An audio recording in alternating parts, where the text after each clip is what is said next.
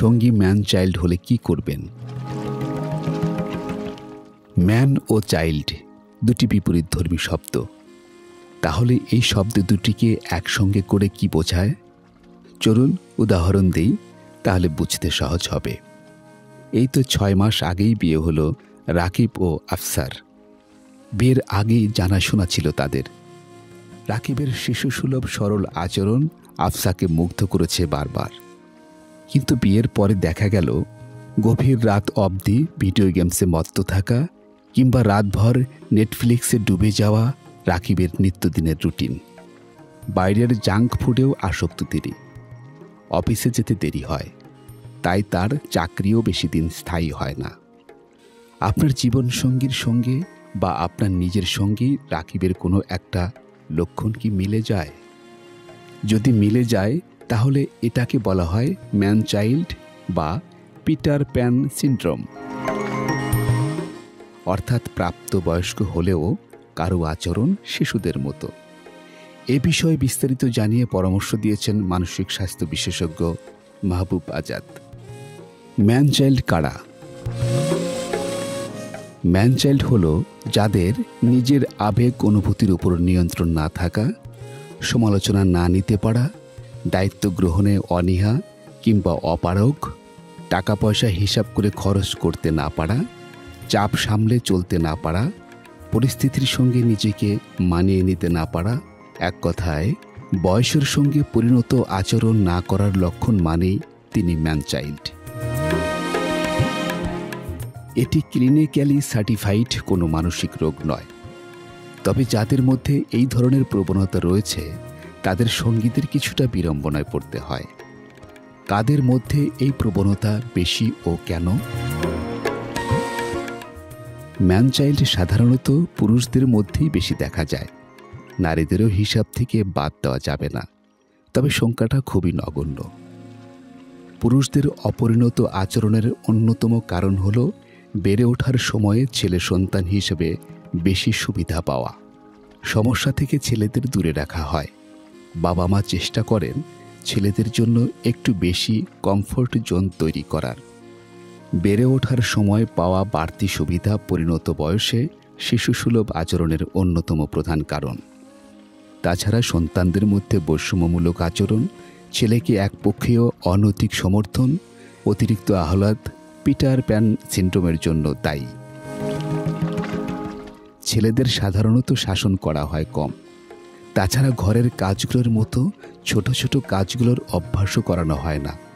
আবার অন্যদিকে সন্তান গ্রহণ নীতির কারণেও ম্যান চাইল্ডের লক্ষণ প্রকাশ পায়। পরিবারের একমাত্র সন্তান হলে গুরুত্বের কেন্দ্রবিন্দুতে থাকে তারা। তাদের ভেতরে সবকিছুই ফর গ্রান্টেড হিসেবে নেওয়ার একটা প্রবণতা তৈরি হয়, যা তাদের ম্যান চাইল্ড হয়ে ওঠার অন্যতম কারণ। আপনার সঙ্গী কি একজন ম্যান চাইল্ড? সম্পর্কের শুরুতে সঙ্গীর সরলতা আপনাকে মুগ্ধ করতেই পারে, কিন্তু সেটি তার সরলতা নাকি তিনি ম্যান চাইল্ড, সেটি কিভাবে বুঝবেন? বেশিরভাগ সময়ে বয়সের তুলনায় অপরিণত আচরণ করে থাকেন ম্যান চাইল্ডরা। কোনো দায়িত্ব নিতে চান না। কোনো ব্যক্তিগত কথা বললে বাবা মা বা বন্ধুদের কাছে শেয়ার করে ফেলেন। অনেক সময় কথা গোপন রাখতে পারেন না। কোনো ধরনের সমালোচনা মেনে নিতে চান না। হুটহাট রেগে যাওয়া, ব্যক্তিগত পরিষ্কার পরিচ্ছন্নতা বজায় রাখতে না পারা, সম্পর্ক রক্ষা করতে না পারা, পরিস্থিতি বুঝে আচরণ বা মন্তব্য করতে না পারা, গুরুত্বপূর্ণ বিষয়গুলো নিয়েও উদাসীনতা পিটার প্যান সিনড্রোমের লক্ষণ। তাছাড়া শিশুদের মতো ভিডিও গেমসে আসক্ত থাকা, পেশাগত জীবনেও দায়িত্ব অবহেলা, শখের বশে অপ্রয়োজনীয় জিনিস কেনাও ম্যান চাইল্ডের লক্ষণ। খেয়াল করলে দেখা যাবে তাদের বন্ধু বান্ধবও এই ধরনের।